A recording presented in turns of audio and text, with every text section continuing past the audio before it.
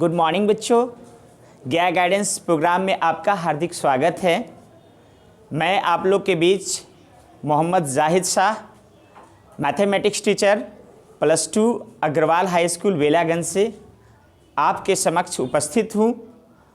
मैं आप लोग के बीच गणित की बहुत ही महत्वपूर्ण इकाई अलजबरा लेकर आया हूँ और इसके दो महत्वपूर्ण सेक्शन बहुपद मीन्स पॉलिनोमियल्स और दो चर वाले रैखिक समीकरण means linear equation two variable से आप लोगों का रूबरू कराऊंगा।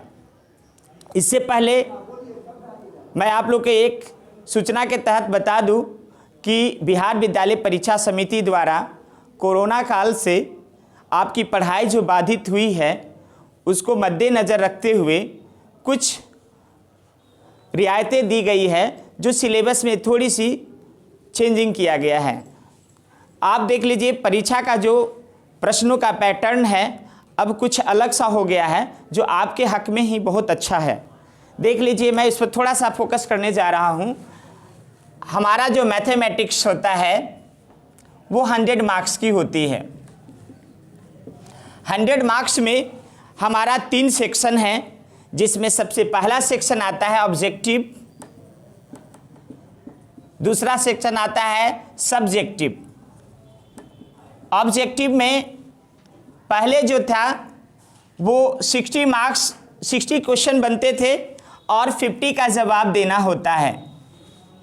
लेकिन अब बिहार विद्यालय परीक्षा समिति द्वारा 2 से 4 दिन पहले ही आपने अखबारों में भी पढ़ा होगा, इसमें अब 100 क्वेश्चन आ गए हैं और मात्र 50 का जवाब देना है।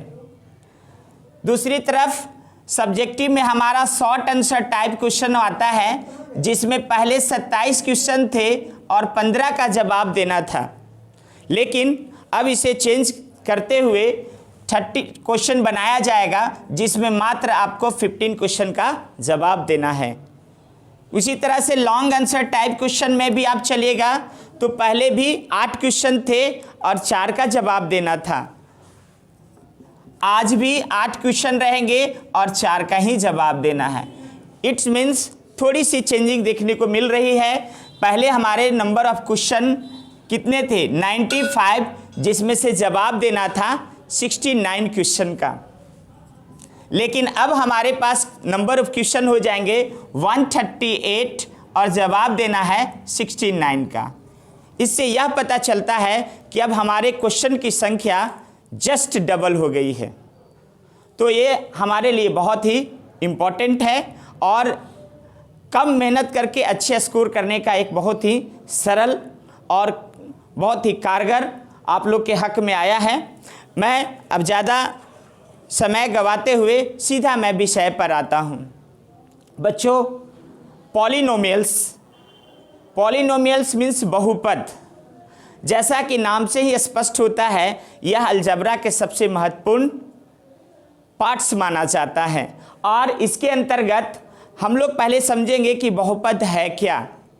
बहुपद मीन्स चर x में एक ऐसा फलन px इक्वल टू, आप इसको ऐसे समझ सकते हैं, चर में x का एक ऐसा फलन px equal to an x to the whole n plus dot dot dot a2x का square plus a1x plus a0। Means यहाँ पर और एक देखने की बात है, where an not equal to 0। बहुपद में ये एक बहुत ही इंपॉर्टेंट पार्ट्स है, जिसको हम लोग समझते हैं कि an नॉट इक्वल टू 0। इसका मतलब हो गया कि जिस बहुपद का सीधा अर्थ हमारा घात से होता है। अगर घात आपका अंतिम जो घात होता है या अधिकतम जो घात होता है वो an के सेंस में होगा, अगर इसकी वैल्यू 0 हो जाएगी तो वह बहुपद उस घात का नहीं कहलाएगा। मीन्स कहने का, अब रैखिक बहुपद पर हम लोग चलिए। रैखिक बहुपद का मतलब होता है जिस बहुपद का केवल एक घात हो, जिसमें आप अरेंज करने पर ax प्लस b के रूप में मिलेगा। द्विघाती बहुपद का मतलब होता है जिस बहुपद का 2 घात होता है, उसका हमारा मानक रूप होता है ax square bx plus c। यहाँ भी देखिए अधिकतम हमारा घात कितना है 2, एक जगह पर 0 नहीं हो रहा है तब ये आपका द्विघातीय हो जाएगा, एक जगह पर 0 नहीं होगा तब ये हमारा रैखिक हो जाएगा। त्रिघातीय बहुपद भी आते हैं, इसमें देख लीजिए a x cube plus B X square plus C X plus D. यहाँ भी आप देख रहे हैं कि a not equal to 0 means आपका यहाँ भी आपका त्रिघातीय बहुपद हो जा रहा है। अब आइए कुछ एग्जाम्पल हमारे, जैसे 2x प्लस 5 देखने से स्पष्ट होता है कि ये हमारा रैखिक बहुपद है क्योंकि इसका घात 1 है। Okay, 3x square plus 5x plus 6 यहाँ हमारा अधिकतम घात 2 है, ये हमारा द्विघातीय बहुपद हो गया। तीसरा एग्जाम्पल देख लीजिए 6x Q minus 3x square plus 4x plus 7 यहाँ हमारा अधिकतम घात 3 है, इसलिए त्रिघात बहुपद हो गया। इस तरह से बहुपदों का विभिन्न प्रकार भी होते हैं और इसे प्रायः px द्वारा सूचित किया जाता है। देख लीजिए px का मतलब क्या होता है। px का मतलब p फॉर पॉलिनोमियल्स, जो हम लोग चैप्टर पढ़ रहे हैं, और x4 होता है वेरिएबल मीन्स चर। यहाँ बहुपद को हम लोग px के सेंस में ही डिनोट करते हैं। अगर y के सेंस में डिनोट करेंगे बच्चों तो ये हमारा हो जाएगा py, ठीक है। और py के सेंस में हमारा ये इक्वेशन बन सकता है py equal to ay plus B, तो ये भी मेरा बहुपद होगा जो y के सेंस में हो जाएगा। अदरवाइज अगर और अन्य कोई चर रखिएगा जैसे t, तो pt के रूप में भी डिनोट कर सकते हैं, ये हमारा pt के सेंस में आ जाएगा pt प्लस बी। तो इस तरह से अब रैखिक के प्रकारों पर चलो, इसमें हम लोग देखते हैं कि रैखिक बहुपद के प्रकार में चले, जिसमें पहला होता है रैखिक बहुपद px equal to X plus B, जहाँ घात हम शो कर रखे हैं कितना होगा 1। द्विघातीय बहुपद पे चलिए तो px equal to x square b x plus c, यहाँ घात हमारा 2 प्राप्त हो रहा है, तो ये हमारा द्विघातीय बहुपद हो गया। त्रिघातीय बहुपद के सेंस में चलिए px equal to A X cube plus B X square plus C X plus D, घात हमारा मिल रहा है 3, या ये त्रिघातीय बहुपद हो गया।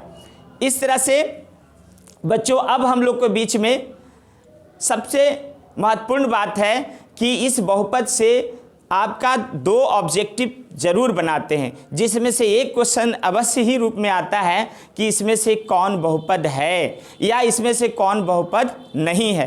तो इसकी जानकारी हमें अवश्य प्राप्त कर लेनी चाहिए कि कैसे बहुपद, कैसे व्यंजक को या बीजीय व्यंजक को हम बहुपद कहेंगे अन्यथा नहीं कहेंगे।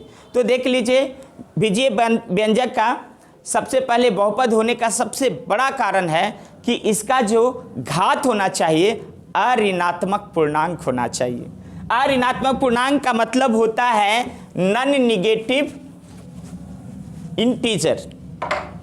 अऋणात्मक पूर्णांक,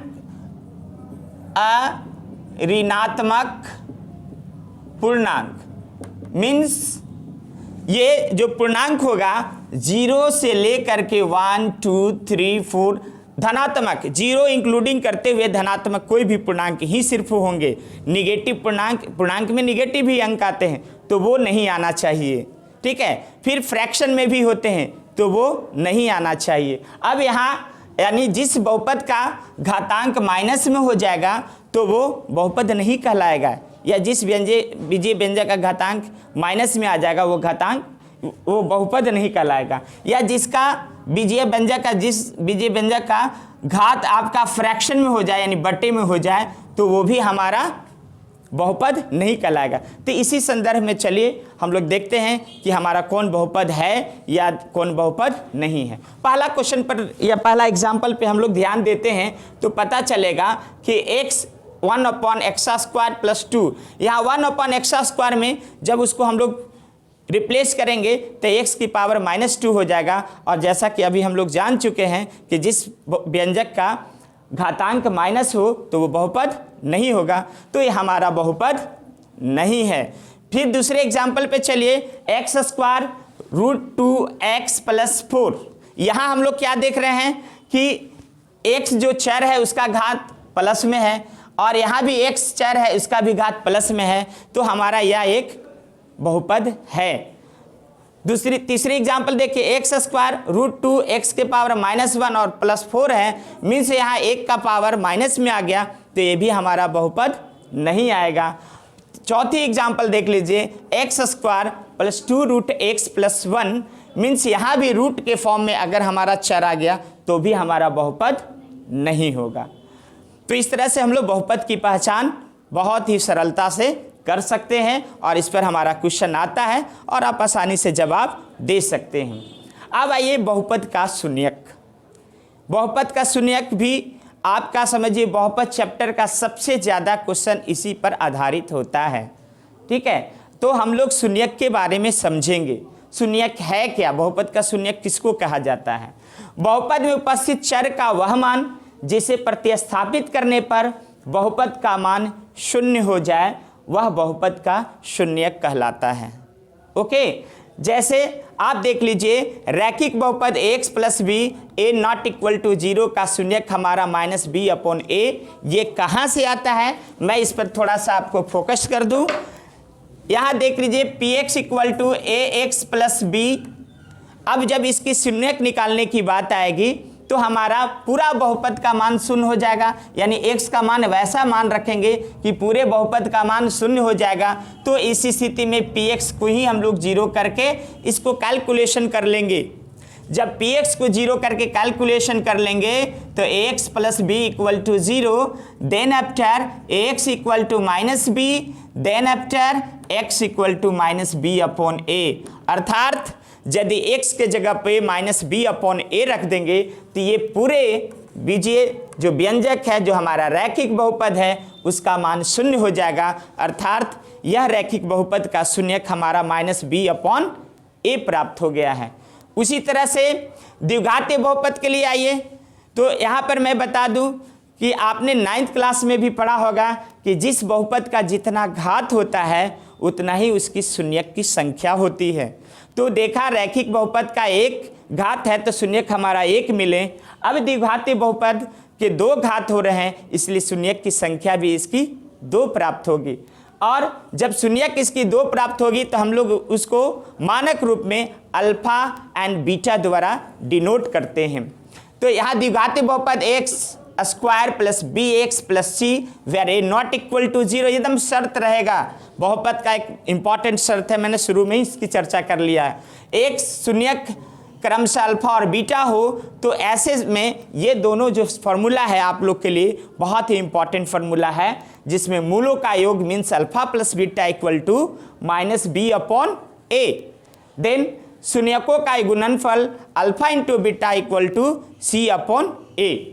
तो ये दोनों फार्मूला से हमेशा क्वेश्चन बनते हैं और अल्फा बीटा 2 शून्यक द्विघातीय बहुपद के होते हैं। तो इस पर एक और फार्मूला बन सकता है कि यदि केवल शून्यक ज्ञात हो और द्विघातीय बहुपद हमको तैयार करना है, मीन्स बनाना है, तो इसके लिए भी एक सिंपल सा फार्मूला है जिसका हम लोग देख लीजिए कि यदि अल्फा बीटा 2 शून्यक ज्ञात हो तो बहुपद यानी द्विघातीय बहुपद equal to x² - alpha + beta x + alpha × beta. अब ऐसे प्रश्नों को जो हमारे बोर्ड एग्जाम में हमेशा आते रहते हैं, मैंने उसका एक कलेक्शन आपके सामने एज एग्जाम्पल पेश कर रहा हूं, जो देख लीजिए। x² - 2x - 8 के शून्यक को ज्ञात करें एवं शून्यकों और गुणांकों के बीच की संबंध की सत्यता को जांच करें। जैसा कि आप लोग देख चुके हैं कि ये हमारा एक द्विघातीय बहुपद है, तो द्विघातीय बहुपद के डोनेशन में हम लोग क्या करते हैं, px से। तो px equal to x² - 2x - 8 इसको मानक रूप में रख देंगे। अब शून्यक के लिए जैसा हम लोग जान चुके हैं, किसी भी शून्यक को ज्ञात करना होता है बहुपद का, तो पूरे पॉलिनोमियल का वैल्यू शून्य होना चाहिए। तो px इक्वल टू 0 हो जाएगा। तब x² - 2x - 8 इक्वल टू 0। और जब हम लोग इसको मिडिल स्प्लिट टर्म से गुणनखंड करेंगे तब हमारा ये सिंपली वे में आप देख रहे हैं x² - 4x + 2x - 8 equal to 0। ये हम लोग द्विघातीय समीकरण में भी पढ़ा होगा। तो इसको हम लोग 8 को ऐसे गुणा करेंगे जो इसका जोड़ अथवा अंतर के सेंस में आ जाए, यानी 8 का गुणक -4 गुना 2, और जब जोड़ेंगे इसको या घटाएंगे तो वैल्यू हमारा -2 हो जाएगा। तो इस तरह से हमारा एक गुणनखंड फैक्टर हो जाएगा। इसके बाद इसमें हम लोग x कॉमन ले लिया तो x - 4, 2 कॉमन ले लिया तो x - 4। अब ये दोनों का गुणनखंड जो हमारा रैखिक सेंस में आ जाएगा, जो x - 4 और x + 2 के सेंस में होगा। अब इसे हम लोग आसानी से शून्यक वे में निकालेंगे बच्चों। तो देखिए x की वैल्यू हमारा 4 आ जाएगा, जिसको हम अल्फा भी कह सकते हैं, और यहाँ x की वैल्यू -2 हो जाएगी, जिसे हम बीटा भी कह सकते हैं। जब सत्यता की बात आती है तो हम लोग सूत्र का प्रयोग करेंगे, और सूत्र हमारा था कि मूलों का योगफल = -b/a। तो उस हिसाब से अल्फा की वैल्यू सिर्फ 4 रखाएगा, और बीटा की वैल्यू -2। देन आफ्टर b के स्थान पर -2 है तो फॉर्मूला से माइनस इंटू -2/a। जब कैलकुलेशन करेंगे तो यहाँ देख लीजिए 2 = 2, अर्थात हमारे ये समीकरण को संतुष्ट करता है और हमारा आंसर सही है। दूसरी तरफ देखिए अल्फा इंटू बीटा = c/a, उस पर हम लोग देख लीजिए अल्फा का मान 4 है, बीटा का मान -2 है, c का वैल्यू -8 है और a का वैल्यू 1 है। जब सूत्रों पर इसे बैठाया तो यहाँ भी हम लोग को -8 = -8 प्राप्त हो गया, अर्थात यहाँ भी हमारे समीकरण को संतुष्ट करता है। तो इस तरह से समीकरण के संतुष्ट पर आपके प्रश्न आते हैं, इस पर ध्यान देने की ज़रूरत है, खूब प्रैक्टिस करने की ज़रूरत है। उसी तरह से आप एक देखिए प्रश्न यह भी आता है कि यदि 2 शून्यक ज्ञात हो तो हम द्विघातीय बहुपद कैसे तैयार करेंगे। तो इसके लिए देख लीजिए 2 शून्यक हमारा 2 और -6 है, जहां हम लोग अल्फा को 2 मान लिया, बीटा को -6 मान लिया। तो सूत्र से हम लोग चलेंगे बच्चों कि द्विघातीय बहुपद = x² - alpha + beta x + alpha into beta. Now x² -2 - 6x + 2 into -6 जब वैल्यू रखे तो फाइनल रूप में देख ली बच्चों कि x² + 4x - 12। तो इस तरह से हमारा द्विघातीय बहुपद का भी एक स्टैंडर्ड फॉर्म आ जाता है।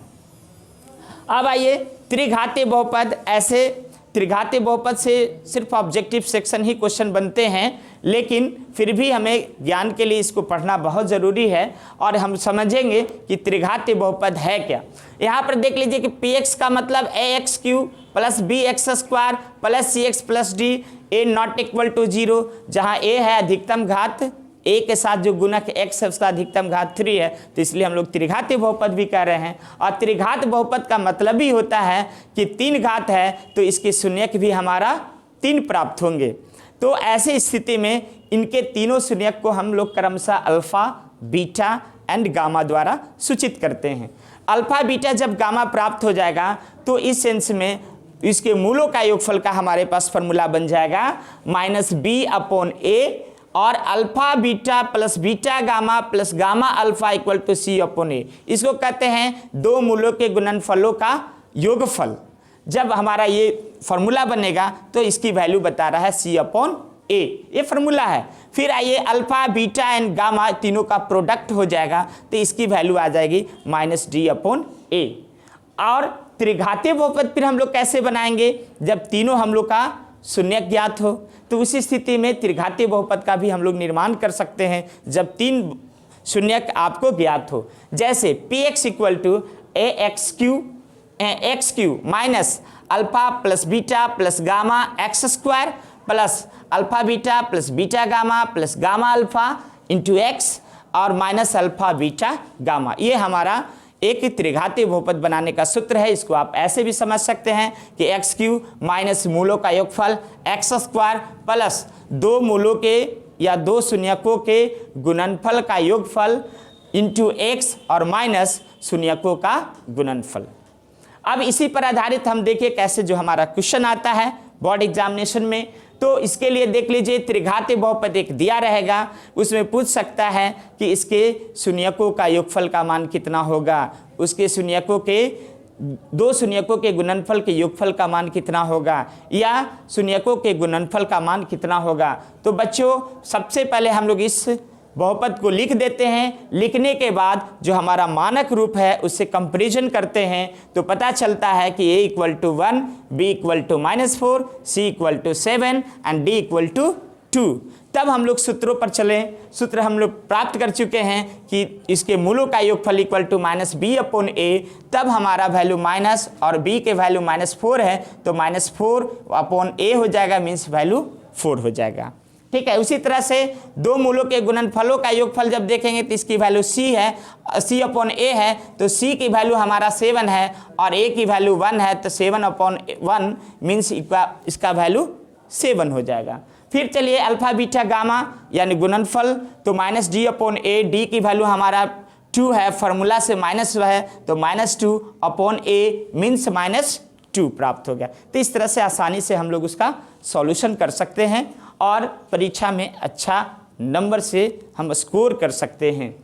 अब आइए बहुपद का ज्यामितीय निरूपण।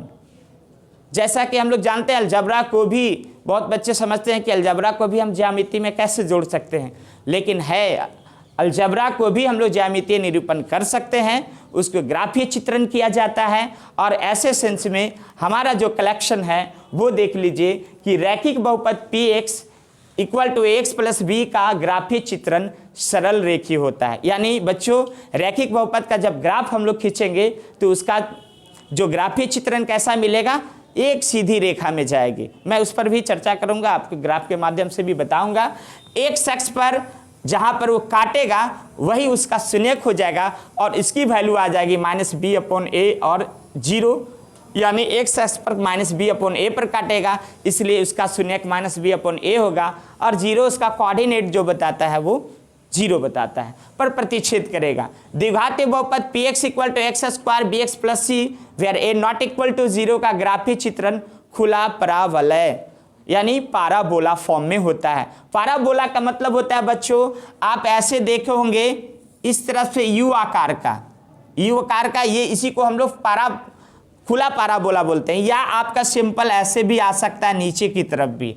कोई आपका ग्राफीय चित्र ऊपर की तरफ खुल सकता है, कोई नीचे की तरफ खुल सकता है। मैं इसको आसान करने के लिए एक आपको ट्रिक बता रहा हूं, जो यहाँ देख लीजिए कि यदि a इज ग्रेटर देन 0 यानी जो द्विघातीय बहुपद का x² का जो गुणक होगा अगर वो धनात्मक में हो जाएगा तो आप जब ग्राफ खींचेंगे तो इसका ग्राफ ऊपर की ओर मुंह खुला रहेगा।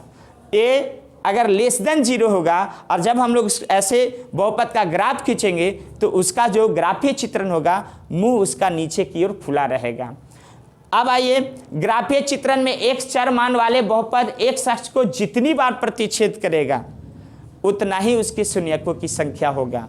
क्योंकि हमने पहले ही बता दिया कि ये द्विघातीय बहुपद भी होगा, एक घातीय बहुपद भी होगा, त्रिघातीय बहुपद भी होगा, तो अनेक तरह के बहुपद है। तो जितनी बार वो एक्स एक्सिस को काटेगा, यहाँ पर एक ध्यान देने वाली बात है कि एक्स चर वाले में एक्स एक्सिस को काटेगा, बाई चर वाले बाई एक्सिस को काटेगा, तो वह उसकी शून्यक को प्रदर्शित करेगा।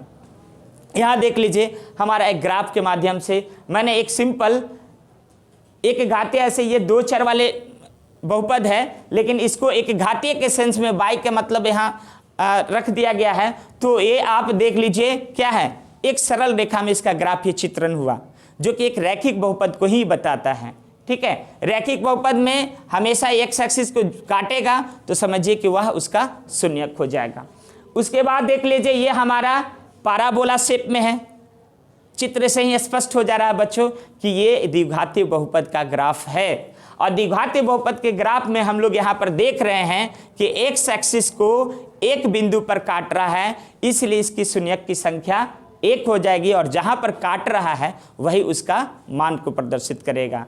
फिर उसके बाद दूसरे ग्राफ देख लीजिए, यहाँ भी हम लोग देख रहे हैं पाराबोला को देख रहे हैं। जो खुला पाराबोला है यहाँ एक्स का मान धनात्मक होगा तभी खुला पाराबोला बन रहा होगा, और ये एक्स एक्सिस को 2 बिंदु पर काट रहा है, तो इस स्थिति में इसका 2 शून्यक प्राप्त हो गए। तीसरा भी एग्जाम्पल देख लीजिए बच्चों, यहाँ पर देख रहे हैं कि एक्स एक्सिस को जो द्विघातीय बहुपद का ग्राफ खींचा गया वो काट ही नहीं रहा है, स्पर्श ही नहीं कर रहा या प्रतिच्छेद ही नहीं कर रहा, मीन्स हमारा यहाँ पर एक्स द्विघातीय बहुपद का एक भी शून्यक नहीं प्राप्त होगा। तब हम लोग को एक कैलकुलेशन प्राप्त होता है कि द्विघातीय बहुपद का शून्यक नहीं भी प्राप्त हो सकता है, कोई द्विघातीय बहुपद का शून्यक 1 भी प्राप्त हो सकते हैं और कोई द्विघातीय बहुपद का शून्यक अधिकतम 2 प्राप्त हो सकता है। तो ये तीनों कंडीशन आपको देखने को मिल सकते हैं जब हम लोग इसके ग्राफीय चित्रण करेंगे। अब आइए बीजीय व्यंजक का भाग आप लोग ने सुना होगा, जिसको हम लोग बहुपद का विभाजन एल्गोरिथम के नाम से जाना जाता है। ठीक है, यहाँ आप लोग देख लीजिए कि हमारा एक बहुत ही बड़े गणितज्ञ हैं यूक्लिड साहब ने, उन्होंने इस संबंध में एक थ्योरम प्रस्तुत किए हैं, जो है कि यूक्लिड के विभाजन एल्गोरिथम के अनुसार उन्होंने बताया कि यदि कोई बहुपद px और gx दो बहुपद हैं, जिसमें यहाँ पर ध्यान रखना है कि gx छोटी बहुपद रहेगी, घात के अनुसार हम लोग इसको समझेंगे छोटे और बड़े बहुपद को, ठीक है, और px बड़ी बहुपद रहेगी और इसको हम लोग px को भाज्य और gx को भाजक के रूप में समझेंगे। तो gx नॉट इक्वल टू 0, तो हम बहुपद qx और rx इस प्रकार प्राप्त करते हैं कि px equal to gx into qx plus rx। यहाँ देखिए qx का मतलब हो गया q for quotient, x means चर, यानी ऐसा बहुपद जो क्वोशेंट के फॉर्म में आता है तो उसको हम लोग भागफल भी कह सकते हैं। rx का मतलब होता है रिमाइंडर, चर, x मीन्स चर हो गया और r मीन्स रिमाइंडर हो गया, तो इसका मतलब वो शेषफल के रूप में प्राप्त होता है। तो हम लोग ये भी जानते हैं कि भाज्य बराबर भाजक गुना भागफल प्लस शेषफल। अब इसी से एक और कंडीशन आता है कि यदि हम लोग भाग दे रहे हैं और भाग देते देते उसका शून्य यानी शेषफल उसका शून्य प्राप्त हो जाए, तो समझिए कि हमारा भाजक जो है वो बहुपद का या दिए गए बहुपद का एक गुणनखंड है। ये भी पर प्रश्न आता है बच्चों, आप इस पर ध्यान दीजिएगा। तो ऐसे भी प्रश्न रहेंगे कि निम्नलिखित को भाग दीजिए और यह साबित करो कि यह गुणनखंड है, तो आपका शेषफल शून्य आना चाहिए। शून्य अगर आ जाता है तो समझिए ये आपका पूर्णतः गुणनखंड है। अब देखिए एक क्वेश्चन मैं आप लोग के लिए लेकर आया हूँ कि कैसे हम लोग भाग लगाएंगे और भाग के सेंस में हमारा क्या प्राप्त होता है। तो एक क्वेश्चन है 12x³ plus 23x square minus 11x minus 14 को 3x प्लस 2 से भाग दे तथा भागफल एवं शेषफल ज्ञात करें।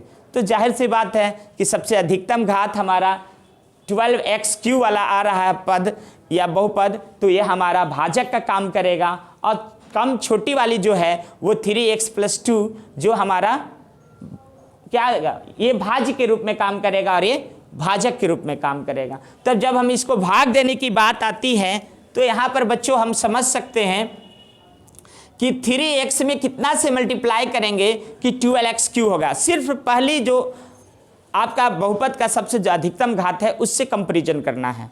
तो 3x को कितना से मल्टीप्लाई करेंगे कि 12x³ हो जाएगा।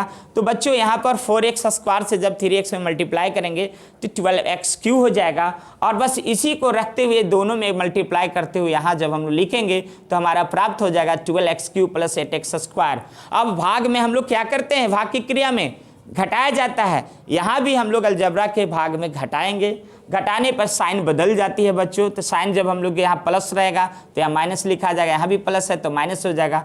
अब सेम यहाँ प्लस माइनस से ये कैंसिल हो जाएगा। यहाँ देखिए 23 में 8 माइनस हो जाएगा। अब इस साइन को भूल जाइए, अब इसके लिए ये साइन काम कर जाता है। तो प्लस माइनस मीन्स माइनस होता है, तो उसके हिसाब से 23 में 8 माइनस हो जाएगा तो 15 हो जाएगा। x मीन्स x स्क्वायर आ जाएगा और माइनस 11x माइनस 14। फिर अगले स्टेप में चलेंगे तो 3x में कितना से मल्टीप्लाई करेंगे कि 15x स्क्वायर हो जाएगा। तो इसके लिए हम लोग देखा कि 5x, तो प्लस 5x से जब मल्टीप्लाई करेंगे तो इसका गुना किस तरफ में मिलेगा और इसी तरह से साइन बदलेंगे, कटेगा। तो हमारा देखिए यहाँ माइनस माइनस आ रहा है तो minus 21x, minus minus means plus लेकिन साइन माइनस। ओके, देन यहाँ पर माइनस आ गया तो माइनस 21x हो जाएगा माइनस 14। अब माइनस या 3x में कितना से मल्टीप्लाई करेंगे कि माइनस 21x हो जाएगा। तो यहाँ पर हम लोग देख रहे हैं कि माइनस 7 में 3x से मल्टीप्लाई करेंगे तो माइनस 21x हो जाएगा। तो यहाँ माइनस 27 में मल्टीप्लाई करते हुए जब यहाँ रखेंगे तो माइनस 20x माइनस 14 और एक कट कर बच्चों 0 आ गया। 0 मीन्स हमारा शेषफल ही 0 आ गया। तो ये भी हमको पता चल गया कि यह बहुपद में जो 3x प्लस 2 दिए गए बहुपद px का एक गुणनखंड भी है और हमारा भागफल के रूप में भी प्राप्त हो गया और शेषफल के रूप में भी शून्य प्राप्त हो गया। अब आइए, ये हमारा बहुपद का सेक्शन बच्चों ख़त्म हुआ। अब अगली जो हमारा अलजेब्रा का सबसे स्कोरिंग जो चैप्टर माना जाता है वो है दो चर वाले रैखिक समीकरण, ठीक है, linear equation in two variables. अब यहाँ पर हम लोग समझते हैं कि दो चर वाले रैखिक समीकरण किसको कहते हैं। चर का मतलब होता है बच्चों अज्ञात राशि, मीन्स एक्स वाई जेड, इस तरह से हम लोग डिनोट करते हैं। और अचर का मतलब होता है बच्चों वास्तविक संख्या अर्थात ज्ञात राशि, जिसे हम लोग small letter A B C से ज़्यादातर डिनोट करते हैं। ये हमारा मानक रूप माना जाता है। तो दो चर वाले रैखिक समीकरण का हमारा जब स्टैंडर्ड फॉर्म करेंगे तो ये हो जाएगा a x plus b y plus c equal to 0, जहाँ x और y चर है एवं a b c अचर मीन्स कांस्टेंट है। यहाँ पर नंबर वैल्यू आ जाएगा आपका कुछ भी। उसके बाद हम लोग देखेंगे कि दो चर वाले रैखिक समीकरण युग्म, ये दो चर वाले रैखिक समीकरण थे। अब दो चर वाले रैखिक समीकरण के युग्मों को हम लोग निकाय समीकरण कहते हैं। और ऐसे ही प्रश्नों को हल करने पर हम लोग को ये बोर्ड एग्जाम में पूछा जाता है। तो इससे संदर्भ में देख लीजिए कि हमारा दो चर वाले रैखिक समीकरण का मानक रूप क्या हो जाएगा। तो पहले समीकरण के लिए a1x plus b1y plus c1 equal to 0, ये मानक रूप है, स्टैंडर्ड फॉर्म है।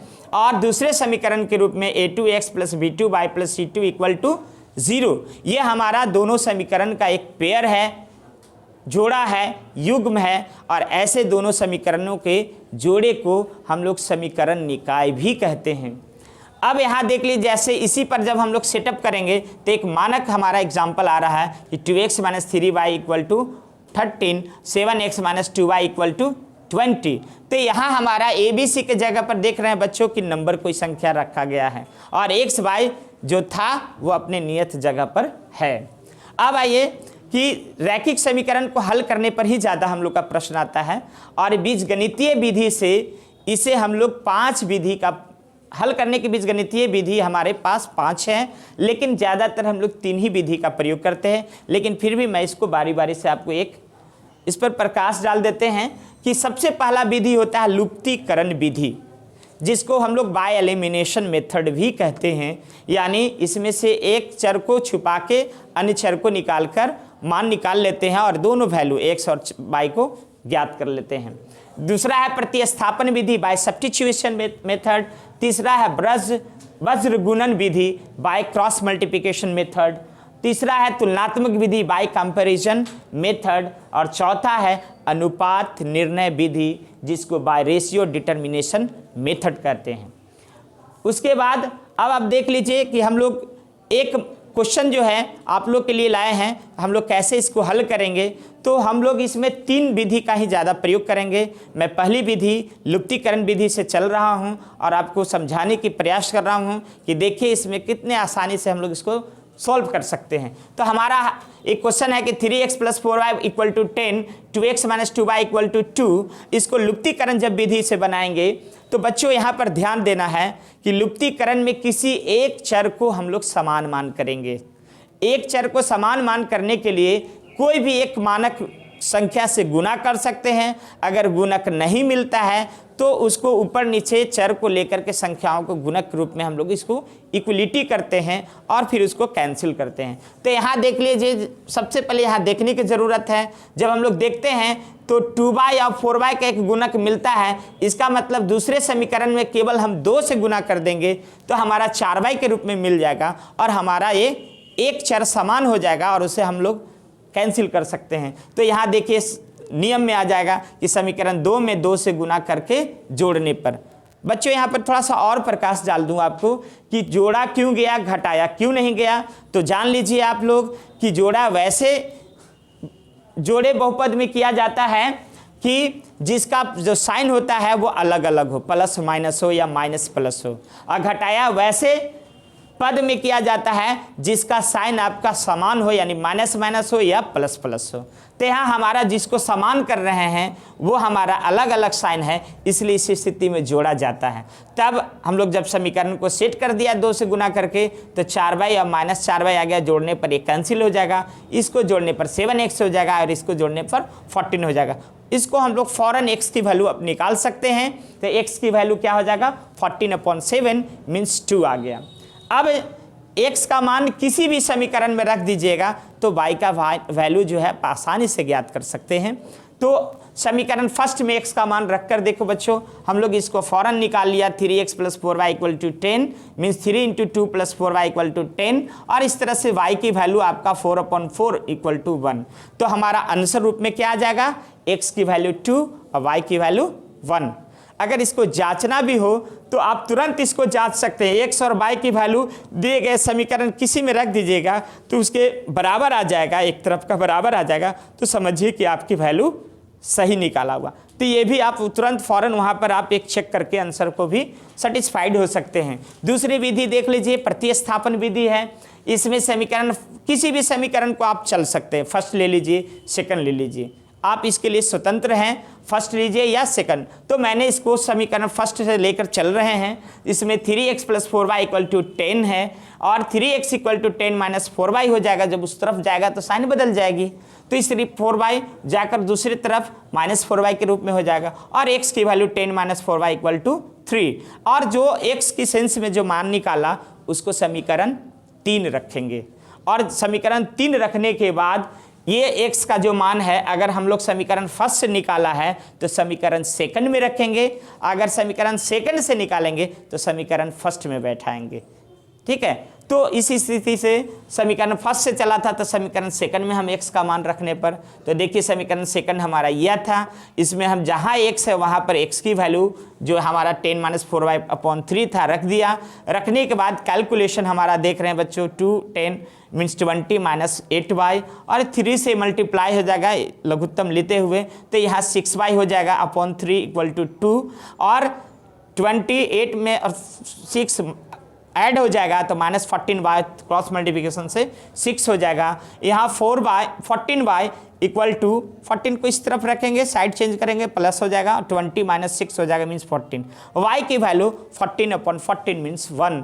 यहाँ भी हम लोग y की वैल्यू 1 आ गया, विधि अलग हो गया, आंसर में कोई चेंजिंग नहीं आ रही है। अब जब यहाँ y की वैल्यू 1 आ गया तो जो समीकरण 3 जो आया था x के सेंस में, इसलिए समीकरण 3 में जब वैल्यू रखेंगे तो हमारा x की वैल्यू फौरन ज्ञात कर सकते हैं। समीकरण 3 से आप देख लीजिए कि x = 10 - 4y/3, यानी 4 के जगह पर 1 रख देंगे तो वैल्यू हमारा यहाँ पर कितना आ गया, 6/3 = 2। तो यहाँ भी हम देख सकते हैं बच्चों कि x = 2 एंड y = 1। बहुत आसानी से दो विधि हम लोग सीख चुके हैं। अब आइए वज्र गुणन विधि बाय क्रॉस मल्टीप्लिकेशन मेथड।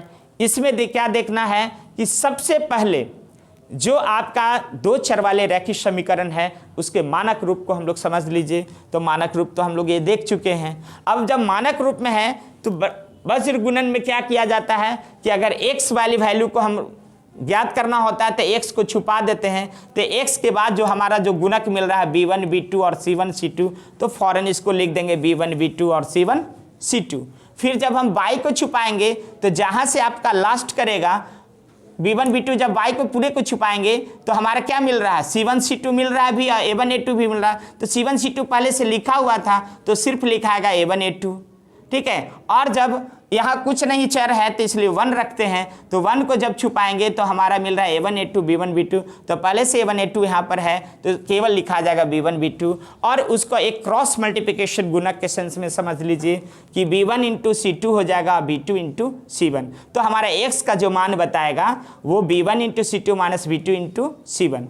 फिर y का जो मान बताएगा c1 × a2 - c2 × a1 × c2 लिखा जाएगा, और 1 के जो वैल्यू लिखा जाएगा a1 × b2 - a2 × b1 लिखा जाएगा। ये हमारा सूत्र का काम कर जाएगा। ये याद तो जल्दी नहीं होता है, लेकिन इसको टेक्निक से आप समझना होगा कि क्रॉस मल्टीप्लिकेशन कैसे हम लोग कर सकते हैं। इस पर एक देख लीजिए क्वेश्चन मैंने एग्जाम्पल वे में रख रहा है। 2x + y = 35 और 3x + 4y = 65। जब इसको मानक रूप में रखेंगे तो हमारा समीकरण इस रूप में प्राप्त हो जाएगा, और x की मान निकालने के लिए x को छुपाएंगे तो x के गुणक के बाद y के साथ देख लीजिए 1 है, यहाँ आपका 65 है। तो वैल्यू रखने पर हमारा देख लीजिए x की वैल्यू 1 × -65 -4 × -35 = y अपॉन -35 3, जो वैल्यू जो सूत्र पर था उसी तरह से बैठाया गया है। तो आपका वैल्यू 1/2 × 4 - 3 × 1 आ गया। कैलकुलेशन जब करेंगे इसका बच्चों, कैलकुलेशन करेंगे तो कैलकुलेशन के सेंस में हमारा वैल्यू आ रहा है x अपॉन 65 माइनस 140 और y अपॉन 1 माइनस 105 प्लस 130 और 1 अपॉन 8 माइनस 3। जब इसकी पूरी फाइनल कैलकुलेशन कर लीजिएगा तो x upon 75, y upon 25, 1 upon 5, इसमें से किसी दो का फर्स्ट और x और लास्ट को लेकर जब चलेंगे तो x की वैल्यू आ जाएगी, ये दोनों को लेकर चलेंगे तो y की वैल्यू आ जाएगी। इस तरह से हम लोग x और y की value by cross multiplication method से भी आसानी से ज्ञात कर सकते हैं। अब देखिए यहाँ आपका ग्राफीय विधि से दो चर वाले रैखिक समीकरण को भी हल करने पर अवश्य रूप से ही एक क्वेश्चन पूछा जाता है। आप समझ लीजिए कि 5 नंबर का क्वेश्चन आपको निश्चित रूप से इससे आते हैं। जब भी आप बोर्ड एग्जाम दीजिएगा तो आपके ये क्वेश्चन से रूबरू होना पड़ेगा और इसको समझिए कि आपके लिए 5 नंबर सेव करना आवश्यक है। तो देखिए यहाँ दो चर वाले रैखिक समीकरण का ग्राफीय चित्रण सबसे पहले समझ लीजिए कि सरल रेखीय होता है। मैंने इसकी चर्चा पहले भी कर चुका हूँ कि जब भी एक समीकरण को उठाकर चलेंगे तो उसका रैखिक चित्रण कैसा होगा, सरल रेखीय होगा। तो आप देख लीजिए a1x b1 ये हमारा मानक रूप है दो चर वाले रैखिक समीकरण को। अब इसके रैखिक समीकरण को या समीकरण निकाय के हल होने के कुछ शर्त है जिसे मैं आपको सारणीबद्ध करके लाया हूं और सारणीबद्ध से हम लोग इसको बहुत आसानी से समझ सकते हैं और इससे रिलेटेड बहुत से क्वेश्चनों का जवाब दे सकते हैं। देख लीजिए शर्त आता है इसके मुताबिक, जो मानक रूप है इसके मुताबिक शर्त है कि यदि a1 upon a2 not equal to b1 upon b2 तो ये हल की संख्या इसमें केवल एक हल होंगे या इसको अद्वितीय हल भी कह सकते हैं। ठीक है, और ऐसे समीकरण को हम लोग संगत समीकरण कॉन्सिस्टेंट इक्वेशन कहेंगे। ठीक है, और इसका ग्राफीय चित्रण आपका कैसा आएगा, एक दूसरे के प्रतिच्छेदी आएगा। ठीक है, एक दूसरे को इंटरसेक्ट करते हुए दोनों समीकरण के सरल रेखा एक दूसरे को प्रतिच्छेद करते जाएंगे और जिस बिंदु पर प्रतिच्छेद करेंगे उसका कोऑर्डिनेट पॉइंट ही आपका x का मान और y का मान को निर्देशित करेगा। फिर देखिए दूसरे शर्त के हिसाब से a1 upon a2 equal to b1 upon b2 equal to c1 upon c2, और अगर इस तरह से शर्त प्राप्त हो जाएंगे बच्चों तो इसका हल अनंत हो जाएंगे और ऐसे समीकरण भी हमारा संगत समीकरण कहलाएगा। और ऐसे को जब हम ग्राफीय चित्रण करेंगे तो एक दूसरे को संपाती होगा, यानी एक समीकरण को ग्राफ खींचेंगे फिर दूसरे को ग्राफ खींचेंगे तो उसी पर जाकर ओवरलैप कर जाएगा। ठीक है, मीन्स ये संपाती हो जाएगा और ऐसे स्थिति में इसके अनेक बिंदु पर प्रतिच्छेदन हो रहा है दो रेखाओं का, इसलिए इसकी हलों की संख्या भी अनंत समझ सकते हैं। तीसरी यहाँ पर देख रहे हैं कि यदि a1 upon a2 equal to b1 upon b2 but not equal to c1 upon c2, तब यहाँ हम लोग ऐसे समीकरण का हल संभव ही नहीं है, नहीं ज्ञात कर सकते हैं और असंगत समीकरण इसको कहलाएगा और परस्पर ये समांतर होते हैं। अब निकाय समीकरण को हल करने का अब इसको ये शर्त है बच्चों कि आप देख लीजिए एक ऐसा समीकरण है तो समीकरण से पता चल रहा है कि 2 upon 3 not equal to -1 upon -2, तो ऐसे समीकरण को हम लोग क्या बोलेंगे, ये संगत समीकरण है और इसका हल अद्वितीय है। ठीक है, अब देखिए बच्चों हम लोग आप लोग के लिए बीच ग्राफ लेकर आए हैं। तो ग्राफ में आप x minus Y plus 1 equal to 0, 3x plus 2y minus 12 equal to 0, तो ऐसे समीकरण में सिर्फ पहले समीकरण को हम लोग लेंगे। तो पहले समीकरण में y की वैल्यू हम लोग निकाल लेंगे, y का हम लोग सेंस निकाला है x प्लस 1 और बारी बारी से इसकी वैल्यू रखेंगे। बारी बारी से जब वैल्यू रखेंगे तो x की वैल्यू अगर 0 रखेंगे तो y की वैल्यू 1 हो जाएगी, x की वैल्यू -1 रखेंगे तो y की वैल्यू 0 हो जाएगी, x की वैल्यू 2 रखेंगे तो y की वैल्यू 3 हो जाएगा।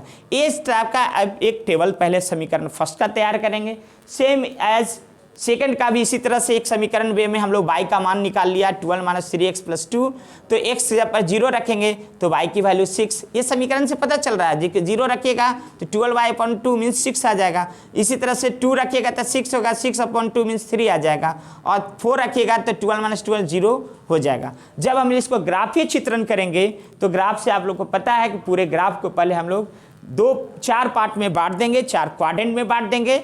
खड़ा वाला लाइन जो होता है वो y एक्सिस कहलाएगा और बड़ा लाइन जो होता है आपका एक्स कहलाता है। जब इसका कोऑर्डिनेट पॉइंट देखेंगे, पहले समीकरण के लिए हम लोग चल रहे हैं, तो हमारा पहला था x की वैल्यू -1 और y की वैल्यू 0, तो यहाँ रखा गया।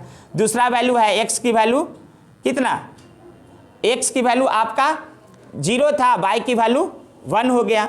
और तीसरा पॉइंट था x की वैल्यू 2 और y की वैल्यू 3।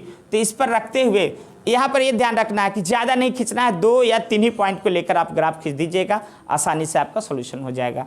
तो हमारा सरल रेखी मिल गया। दूसरा समीकरण को भी जब ग्राफ खींचा तो आप देख रहे हैं यहाँ पे कि 4 और 0, 2 और 3 और 0 और 6 एक दूसरे को प्रतिच्छेद जिस बिंदु पर कर रहा है बच्चों, वो हमारा पॉइंट है 2 और 3। इसलिए हमारा आंसर यहाँ हो जाएगा x = 2 एंड y = 3।